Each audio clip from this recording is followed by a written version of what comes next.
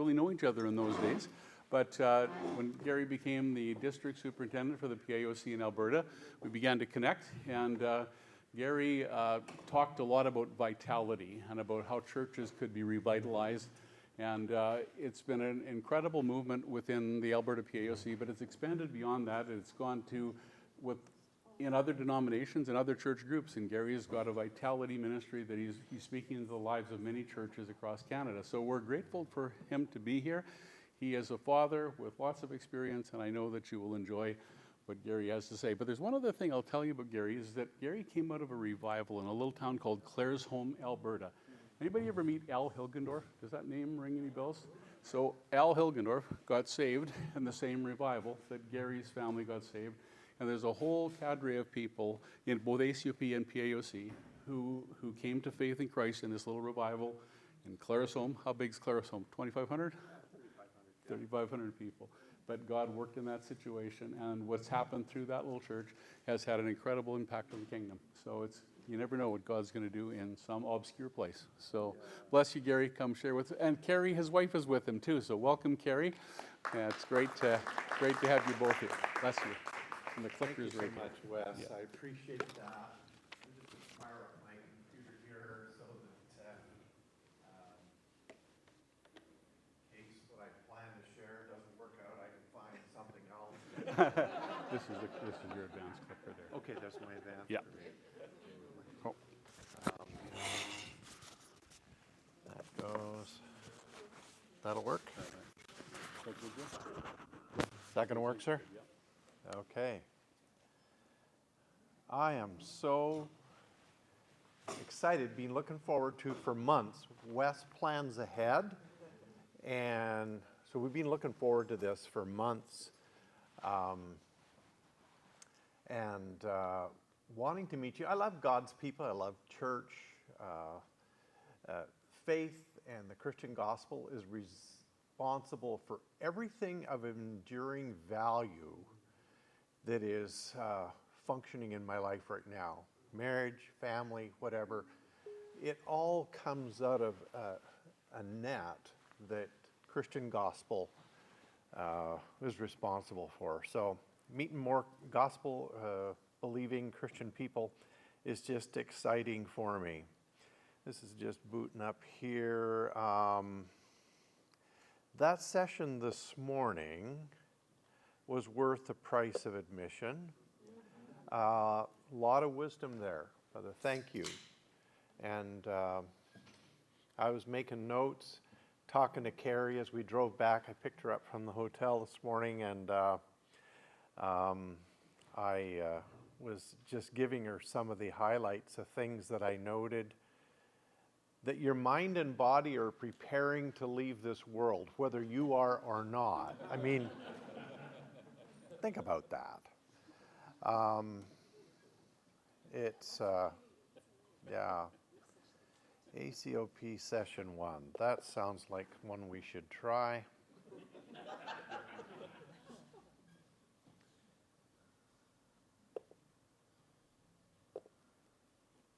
Good.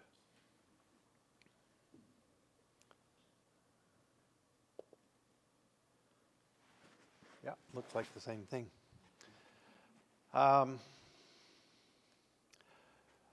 Yeah, that was just so good. You know, the distilled wisdom of life experience,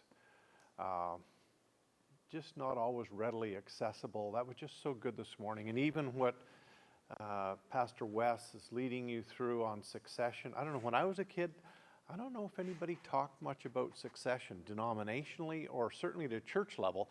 We were talking earlier today, I said, because we're country church kids. My church, 60 people average through life. Carrie's about 25. Pastors only stayed 3.5 to 5 years at those times. So succession was, you know, enjoy them while you can because they're just on the way out the door pretty quick. That's changed now, and pastors have more trajectory and are staying a little longer.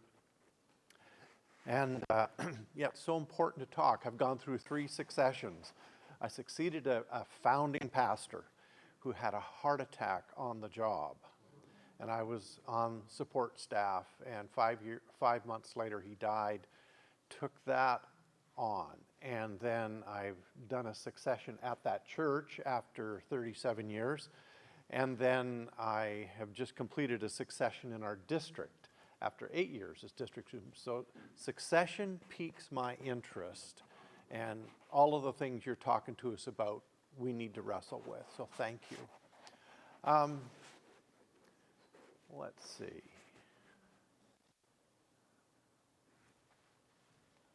We got slide 2 there.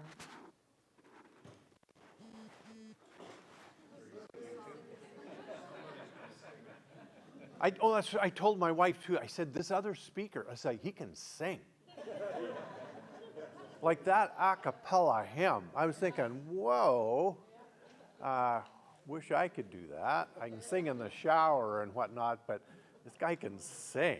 That was special.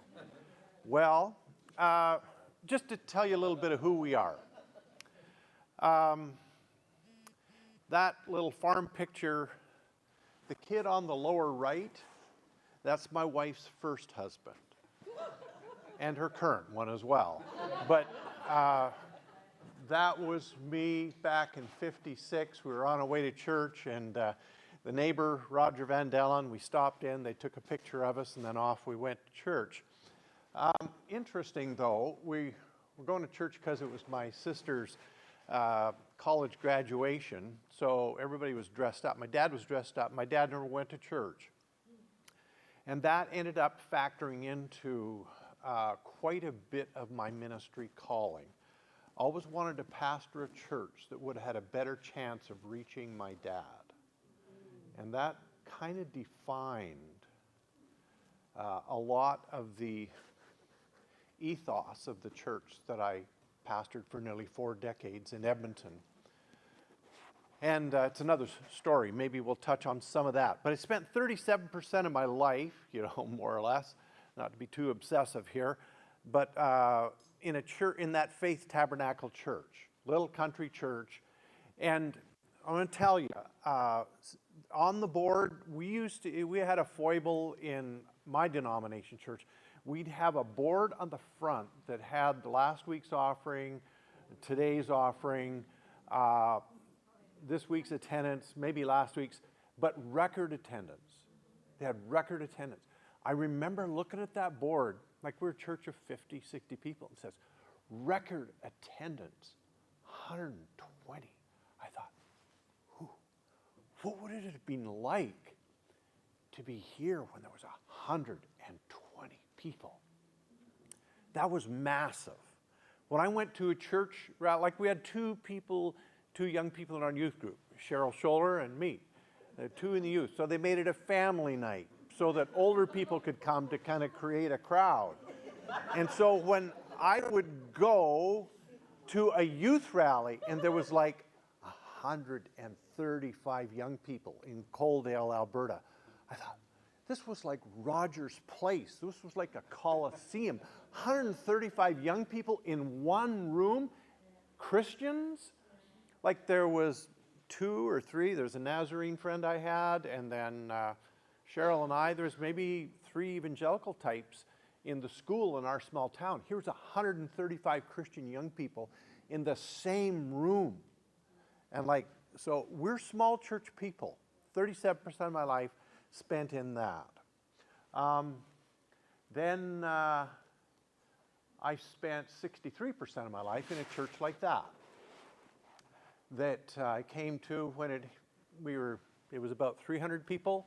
When I left, it was about 3,000 people. And my successor, it's now 6,000 people. And they're just going 10 years later. But 37% of my life in small town, rural churches. Never had a children's pastor, never had a youth pastor, never had a worship pastor. We had one pastor who, led our church. And then I did the multi-staff mega church type thing for 37 years. And so I've got some, just to say, exposure to different types of church. This is, I think, the weekend that I was elected lead pastor of that church. Carrie and our 3 kids. We have 3 children. They've grown up. They're all married. They still attend that church. They're all in that church involved. One's married to the executive pastor. The other's on the board. The other's married to youth pastors music people in the church. So they're all still very enmeshed in that church. And there we are back in, I guess that was 1987, So there they are now. They've gotten older, grown, added some kids, grandkids to the family, and that's us, I think, a couple of years ago. And our kids came yesterday to the conference where they elected a successor for me in the district where I've been serving. And it was so great to have them there as part of it. I'm a satisfied customer. Not so much of the coffee stuff, but I'm just a satisfied customer of the Christian faith. Like, I've seen most of the war stories of church life. Church fights, church splits. I've seen leaders fail. I've seen the worst side of the church. But I've seen the best of the church. And I'm very upbeat on Christ's church. I love God's people. I love Christ's church. The important thing about a satisfied customer is that they are advertising that no company has enough money to buy because they're so persuasive and compelling. You watch a lady drive up outside the airport and she's getting the luggage out and the kids out, and then she tries to close that sliding door and it won't close, and there's 15, 18 people awkwardly watching this debacle, and she turns around and looks at them all standing by the airport door, and she says, "This van is a piece of junk." Now, everybody remembers the make and model of that van. And this customer, who's just beside herself with distress, turning and saying, "This thing is a piece of..." Do you think those people are going to go out next week and go to a dealership looking for one just like that? They're probably going to look for a different brand. There's something about a satisfied customer. I remember a fellow in... we spent about 6 years in farm equipment business, agribusiness, and different things, part of which I was in a farm equipment dealership. I remember the salesman coming to me privately, on the sly, not at the coffee time when everybody was around the coffee shop table. And he said, "Gary, like this church thing, it works for you, doesn't it?" I said, "You know it does." Because he'd watched Carrie coming in with our 3 little blonde-haired kids to the dealership, and, you know, they just watched me and my plain vanilla lifestyle working as part of the dealership there. But he said, "This faith thing, it works for you, doesn't it?" "Yeah, it really does, Gordon." "What about it works for you?" And he was a retired police officer, now selling farm equipment, just cross-examining me on why faith works for you. Satisfied customers, dissatisfied ones repel. Satisfied customers attract.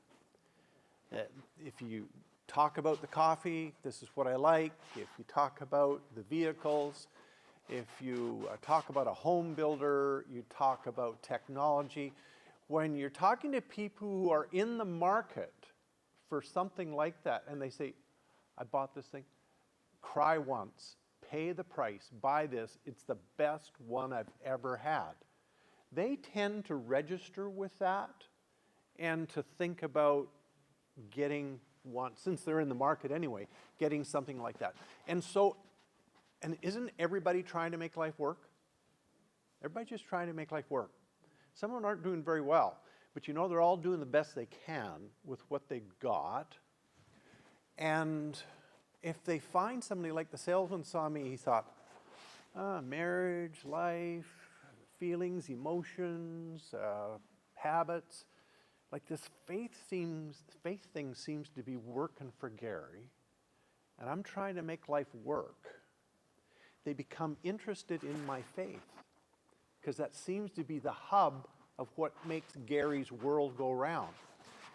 So if you can, as a satisfied customer, it's crucial to the church reaching Canadians.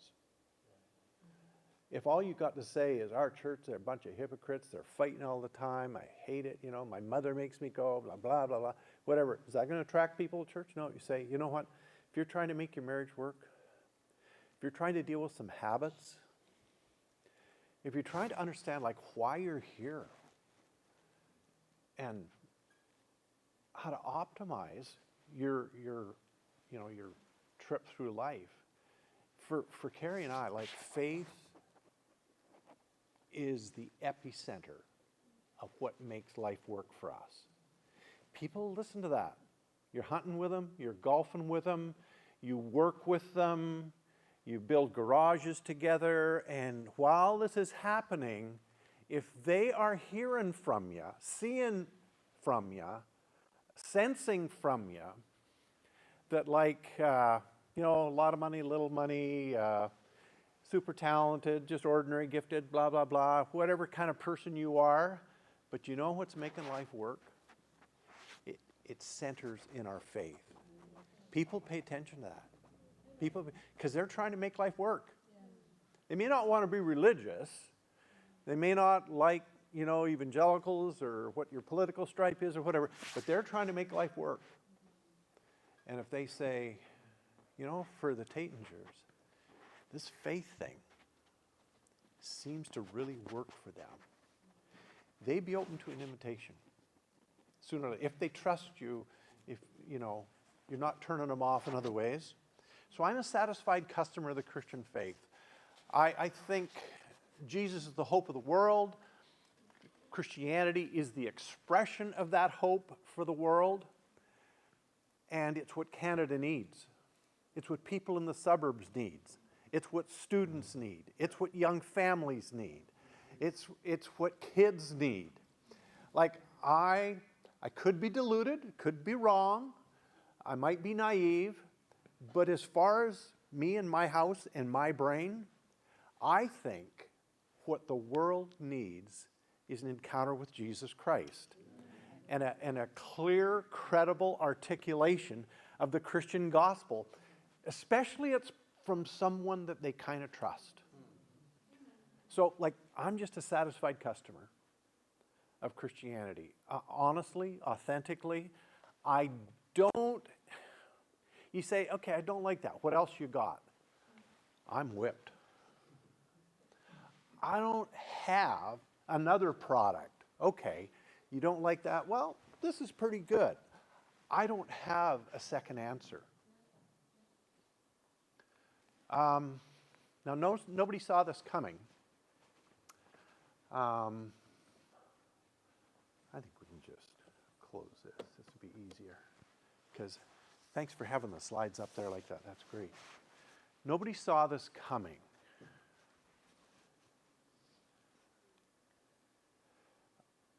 See that slide? That's Christianity in Canada. George Gallup did a survey in 1945. 46% of Canadians were in church every Sunday. I didn't say once a month. I didn't say they're religiously aligned. I said 64% of Canadians in 1945 were in a Christian church every Sunday. That's more than America. We were more religious than America. Christianity Today wrote an article on this, and they said, did you realize these northern, kind of middle-of-the-road, conservative, not too demonstrative people called your Canadian neighbors were more Christian than the United States of America in our church attendance in 1945. And that's a George Gallup survey. Only by about 2 or 3%, so it wasn't remarkably so. But we were a Christian nation. We never had separation of church and state here. America, conservative Protestants coming across the ocean to get rid of political overreach into their lives. They wanted religious freedom. So that's what they came for. That's not what started Canada. Canada started by two Christian colonialist empires that were deeply Christian.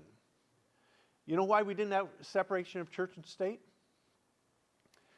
Because the head of the empire was also the head of the church. Kind of hard to have separation of church and state when the King of England is also the head of the church. So Canada never intended that. Lieutenant Governor Simcoe, the first lieutenant governor of Upper Canada, wanted to make Anglicanism the state religion of Canada. Now, it didn't happen. You got Lower Canada, you've got other dynamics going on, but that's how Christian they were. Do you know that 1/7 of all Crown land, according to the 1761, the Constitution Act, 1/7 of all Canadian Crown land was set aside for the propagation of the Christian church. Clergy Reserves Act. They eventually did away with it. But they intended that Canada be Christian through and through, top to bottom, front to back. Now, mainline. Canadians have not been enamored historically with evangelicals, different than America. They're more conservative Protestant. Canadians are mainline, Catholic, Anglican, and of course then we had this concoction of merged churches called the United Church of Canada. They were the big three, and they accounted for 85 to 90% of all identified Christians in Canada. Christians since 1896 in Canada, only about 8% were evangelical. So we're really a small segment of Christianity, conservative Protestants in Canada. So different than America. Similar in some ways, but so different religiously.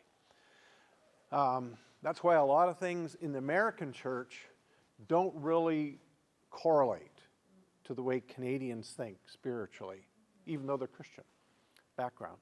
Another story, but anyway, for a variety of reasons, most of it was the aberrant times of a very consensual,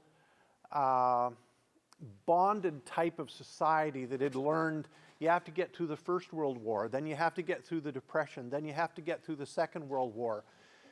And then all of a sudden, Canada opened up to individualism with economic opportunities post-Second War, and Canadians, from being very coalesced in order to survive world wars and depressions and whatever, they ended up becoming very individualistic, which gave rise to some weird things. In our mainline churches, they began to adopt the early motions of liberalism, which said, you know, heaven is not really so much pie in the sky heaven with God. Heaven on earth would be altering the world's injustices and making really the planet Earth a colony of heaven. And so don't worry so much about the ever after. It's Christian and good moral, decent conduct here on earth that makes the universe go round. And liberalism was introduced in the seminaries and at denominational leadership in a Canadian church life. And Canadians who were very essentially and centrically Christian pre-World War II began to get very individualized and very secularized. And because of the influence of the mainline churches, when they went liberal, when the United Church and the Anglican Church went liberal in their theology, it sucked in its swish of its directional wind the whole of Canadian culture into a very secularized worldview. Catholic Church, a little more conservative still, stay in the course in many ways. But those two Protestant churches that went into liberalism, it just took Canada. And then in the centennial year, decade in the 1960s, the centennial of our country's commencement, they introduced pluralism and said, we're no longer a Christian country, we're a multicultural country, because they were trying to put together French and English and get us to get along. Pierre, Justin's father, trying to help us get along as English, French, and it was helpful to his aims to make multiculturalism not just English and French, but to make it pluralistic religiously. So instead of having the Catholic Archbishop and the Anglican Archbishop at major national events, and someone speaks and leads in a very formal prayer with the Prime Minister, the Governor General, and whatever, it went to where in the 60s, when they had this special service of religious celebration, they had the Anglican and the Catholic, and they had Baha'i, Mormon, whatever, which represented like 1% of Canadian Christendom compared to 85%. But they said there's no distinction. It's all the same. It's all pluralistic. We're multicultural linguistically. We're multicultural religiously. And Canada really was in the move of becoming post-Christian. And then the new curriculum in the United Church came in 1963, and the United Church began to just hemorrhage. It hemorrhaged 1 million Sunday morning attenders between 63 and the year 2000. The churches just began, the floor fell out of mainline Christendom in Canada. And so you see that line going down to the right. That's church attendance. Now it's about 6% on a Sunday, from 64% when I was a kid.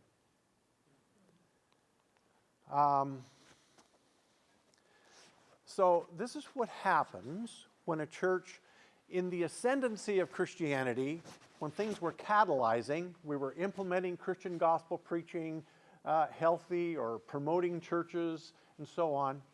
When something happens when you hit the top of that bell curve and you begin to plateau, and we saw that in the 1960s, and then church attendance really began to go into decline. Most of Canadian Christendom is in decline in attendance now. And that's affected our evangelicals as well. The evangelicals had a heyday between the 1950s and 2000 because we were reaching the lapsed affiliates of liberalism.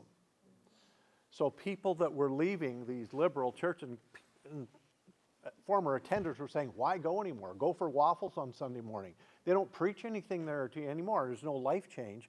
And so the evangelicals were just cashing in on this, and we were getting Lutherans and Uniteds and Anglicans and all sorts of lapsed affiliates from historic Christianity who were maybe a bit mediocre in their faith, but they found casual, folksy, biblicist Christianity in the evangelical circles. And so we had a great patriation of lapsed affiliates from mainline churches into our evangelicals. But then by the time full-blown secularism happened, and as evangelicals, we knew how to reach lapsed affiliates. We didn't know how to reach secular people, people that were irreligious, didn't know their left hand from their right spiritually. We weren't equipped with that type of articulation of the Christian gospel. And when it came to 2000, even the evangelicals plateaued. And all of our evangelical churches have been plateaued for 25 years in Canada. And the problem is with plateau begins crusting. It's just that out of habit, when you realize you're in trouble, you've been reaching back to things that you knew and trusted, and you tend to resort to the things that actually got you into the predicament that you're in now. You don't find the new adapted ways of representing Christianity. You'll go back to old things that actually weren't working well then and got you into what you're getting now. So many churches have been, this is a problem when the way forward is seen as recreating the past. And most of our evangelical churches have been struggling to find a way forward by saying we need to recreate the past. But that was reaching historically Christian Canadians or lapsed affiliates from main lines, not true secularists. And so we, in our operation of church, we have not been having success going forward by trying to recreate the past because it doesn't fit the modality needed today. And the danger with experience in church life or anything is what you ignore. You know, on the coast over in the Maritimes, they told me there's a few tourists every year that get washed into the ocean because they don't watch for that high tide coming in. And the big danger is what you think I've got this, and you begin to ignore things, and you're actually in a very precarious situation. To me, I look at that girl, I say, she's in a very dangerous situation. But there are churches that are in situations like that, and they say, we're doing pretty good. The pension fund is not bad. We've got a church growing here, and we've got this going there, and we've got a wonderful fellowship, and our doctrine is pretty sound, and we just love our church. Actually, we're pretty good. But when you look at what's actually happening, the churches haven't grown for 25 years. They're closing churches. I'm saying this because I'm talking about me, okay? Like, your church may be similar. I don't totally know your story, but in the PAOC, the largest evangelical church in Canada, this is our story. And when I came on the executive there, and I said, I sent a text to the General Secretary Treasurer on the way to my first executive meeting. I said, is there any way we could throw up a graph of what's been happening for the last 15 years in the PAOC? He said, I'll see what I can do. And we'll get some people in the office going on. And so they threw that up there. Because we were used to growing like this for 80 years. We're the same age, right? 1919-ish, you know, as you folk. This was our story. Like you, one of the fastest growing evangelical denoms in Canada. They put up the graph in 2015, and everybody just went, we've been flat for 15 years. And nobody knew it. And we thought we were doing pretty good. Because we got lots to be thankful for. You know. So here's the vitalization question. Lal Schaller, one of the old fathers of futuristic church life and whatever, I think he was Presbyterian maybe. But he had a statement, and it's eerie. Because he says, denominations don't turn around. Does that make you squirm? Made me squirm. Because, I mean, I think you need to be proud of ACOP. I'm proud of being an evangelical Pentecostal group with you in Canada. I'm thinking, hey, don't insult us. You know, I can insult my mother, but don't you make fun of my mother, you know. And so when he says, denominations don't turn around, I'm thinking, I'm ready to argue. But I mean, he's no fool. He's seen a lot of church history, and he said, so do denominations turn around, or does God just raise up a new movement from the periphery that overtakes, because Jesus will build his church, right? You know, it's not us. But at one point, we were part of what God raised up from the periphery to continue to evangelize Canada because the main lines were flattening out. So, will we turn around, or will God have to use the ARC churches? You heard ARC churches? You hear those things? To raise them up in our communities to have a vital, moving gospel proclaiming, growing representation of the hope of the world. And will he have to just bypass us because we do the growth curve, the bell curve, and we get a decent burial after a certain period of time? Can we vitalize denominations? It's a very legitimate question. You can quickly and easily say we can, but can we? Now this is that same graph, but with a very curious twist to it. At the same time as Canadian Christendom was in a cascading decline over 80 years, at the same time, in the same regions, in the same denominations, there was that red arrow going from left to right on a 45-degree angle up. And you know them and I know them. And you were part of it, actually, and our group was part of it. At the same time as everything was going down, there were others that were going up just as fast. Very interesting. So, like I know churches, Laurel Buckingham's church in Moncton, they got an auditorium that seats like, in Moncton, like 2,000 people. You got all these little closed white Baptist and Catholic and Presbyterian churches all over Nova Scotia. There's Laurel Buckingham's church, 2,000 in the auditorium. It just was a juggernaut of church growth.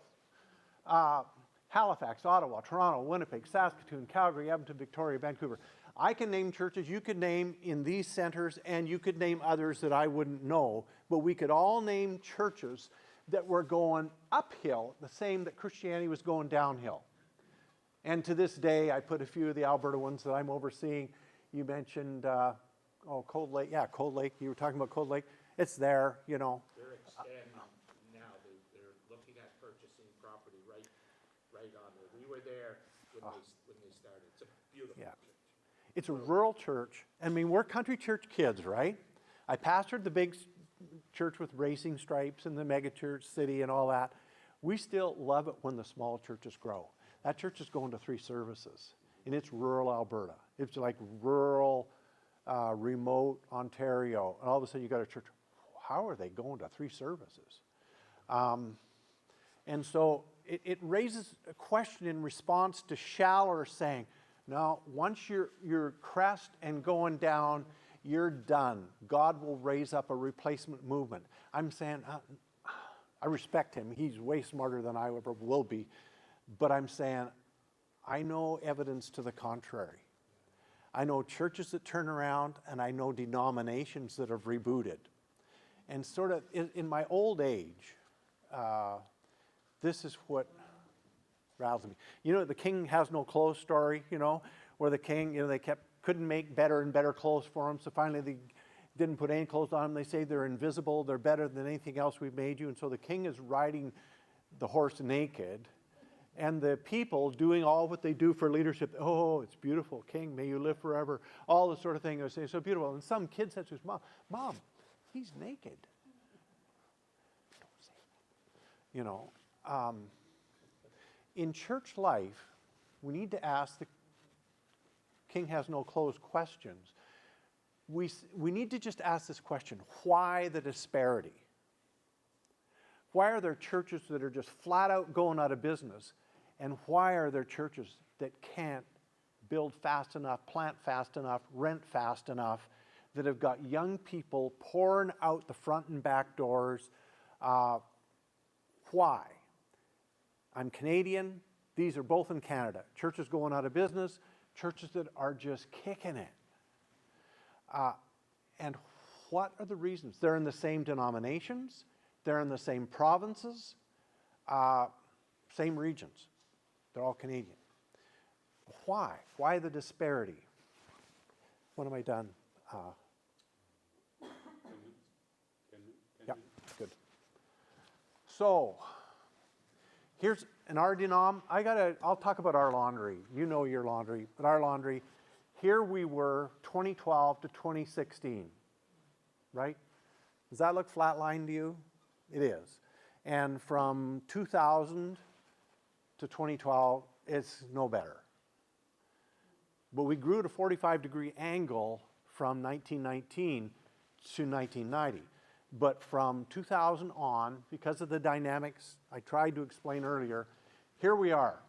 That was my first executive meeting. In 2015, I said, show me the graph. And there it is. Those were our salvations, 2002 to 2016. Not pretty, right? Here's the thing. I think theologically, I think we're pretty similar theologically, your bunch and my bunch. But does God allow anointed attempt to make a difference?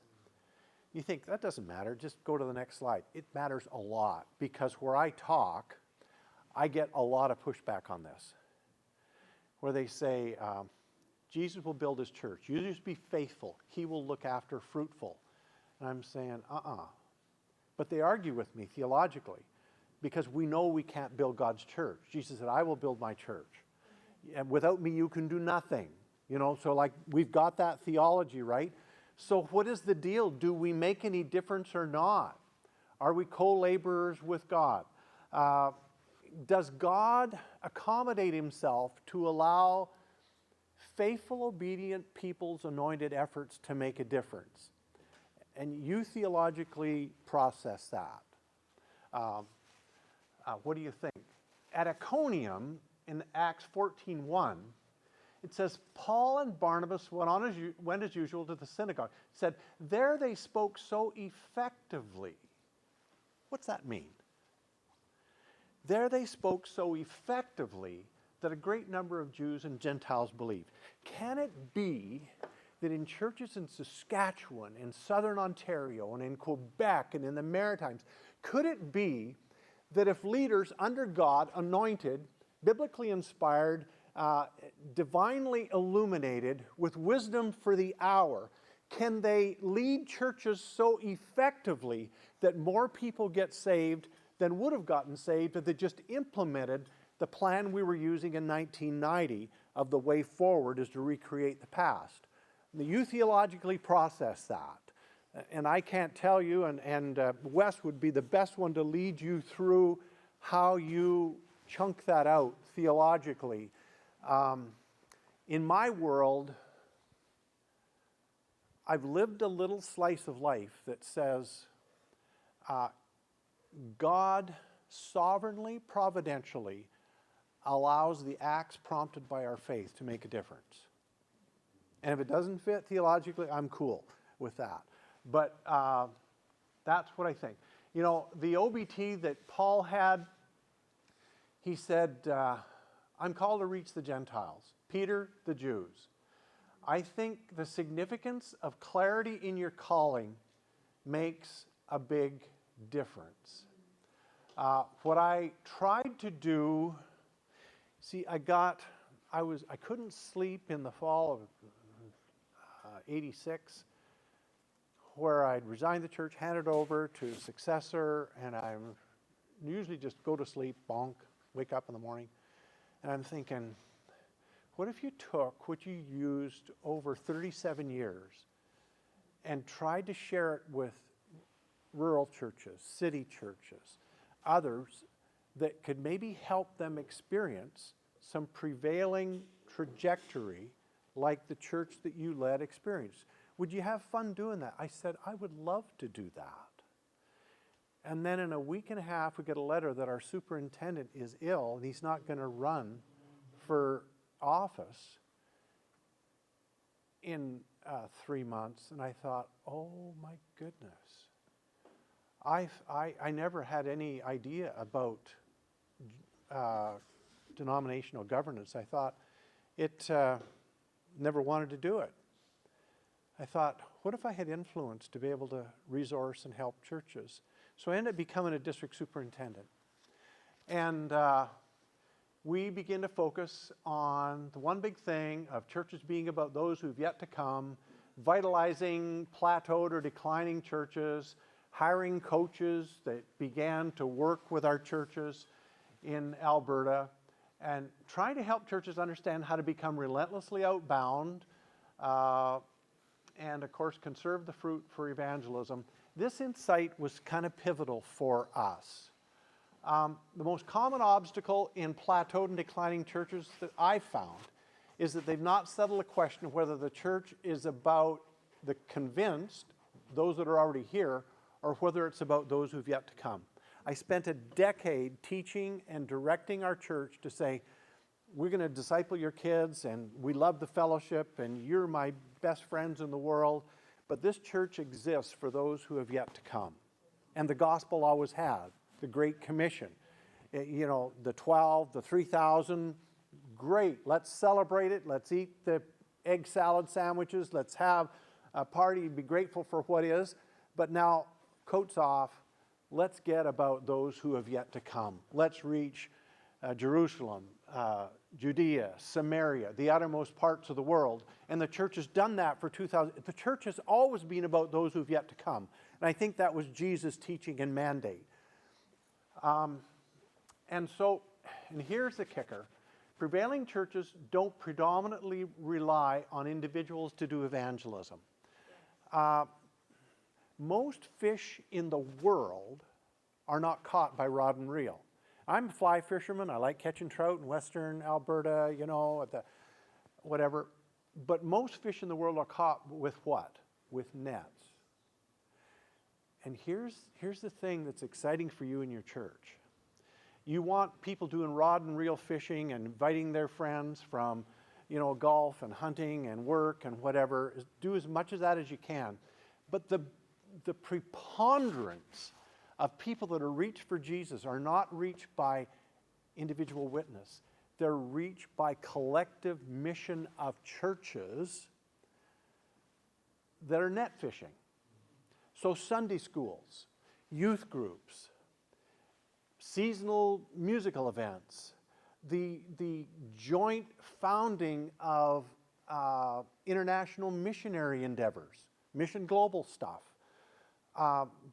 Africa experienced 100 million people being added in the 1900s to the church. The largest expansionary growth of Christianity in a century in history happened there. And it happened by the collective efforts of denominational missions, evangelical and outgoing, Great Commission stuff, but it wasn't won by rod and reel fishing. It was won by the collective efforts of churches on mission that sent missionaries to Africa. Same thing in your community.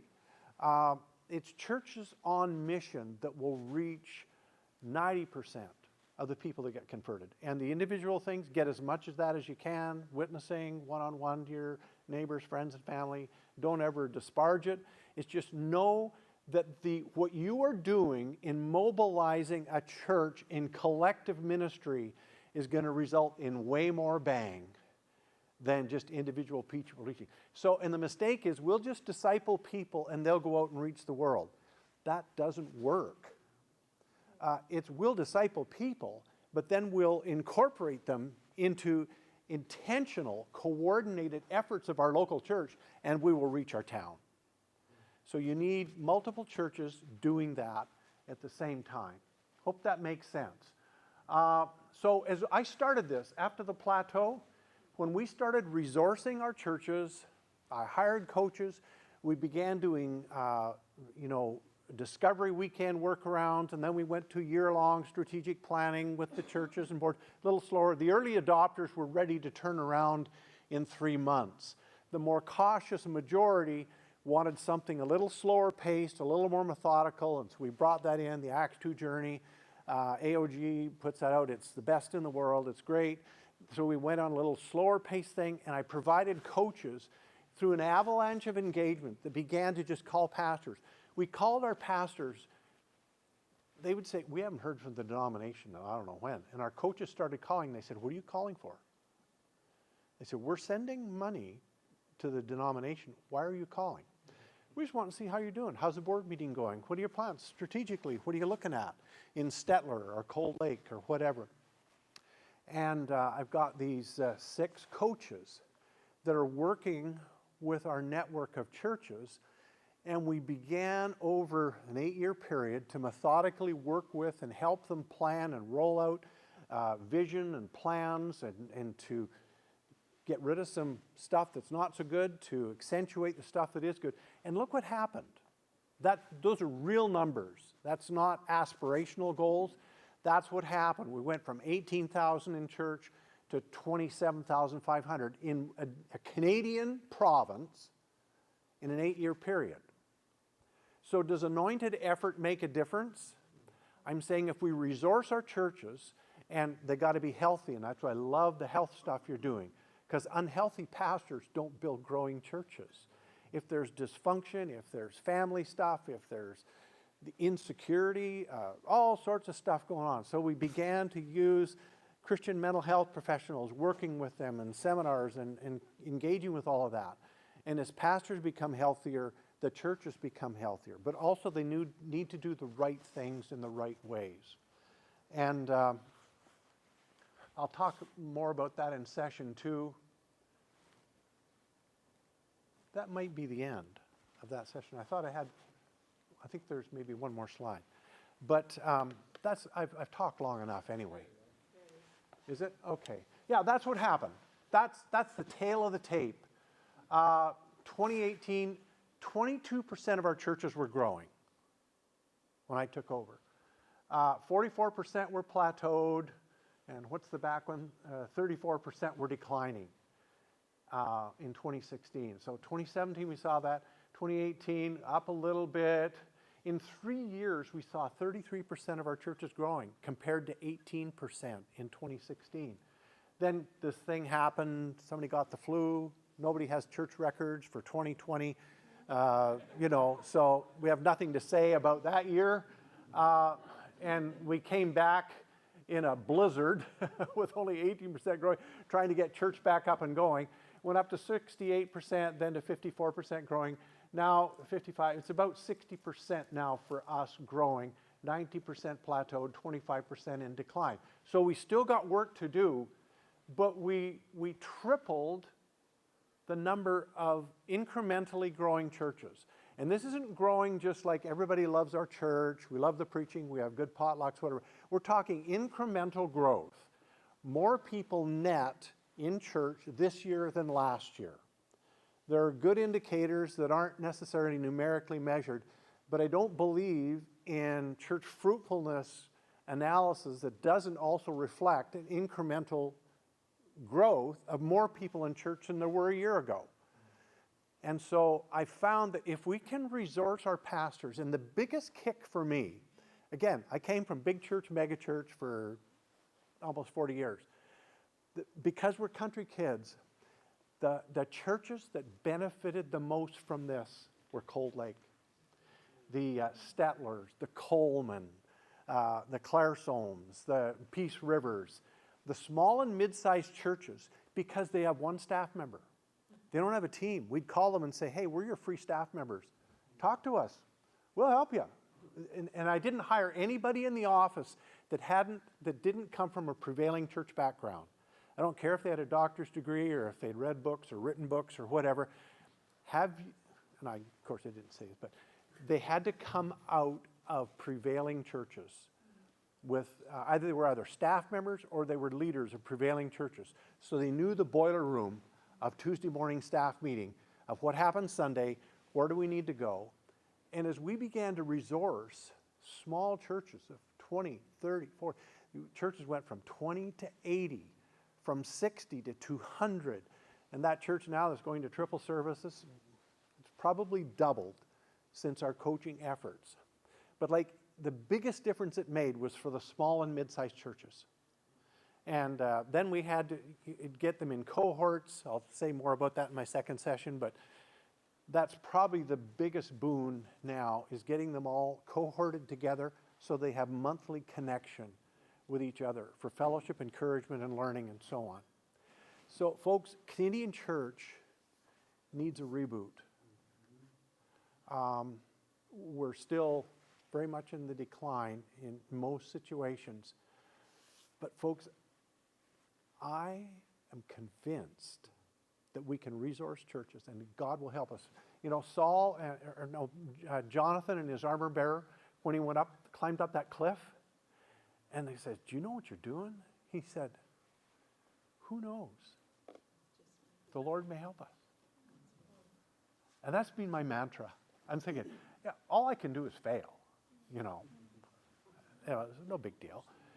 But if we tackle this, who knows? The Lord may help us. And statistically, my journey, what I see, we put on conferences for Canadian Christians, like 400 leaders at a time, 40 denominations. I work with 3 superintendents cohorts, everything from Lutheran to all the evangelicals, most what you know. And this is the real fish on the line, I think, about our response to Canada and the spiritual need in this hour. So anyway, that sounds like I'm selling Amway. I know. I apologize if you're Amway people, but anyway, bless you.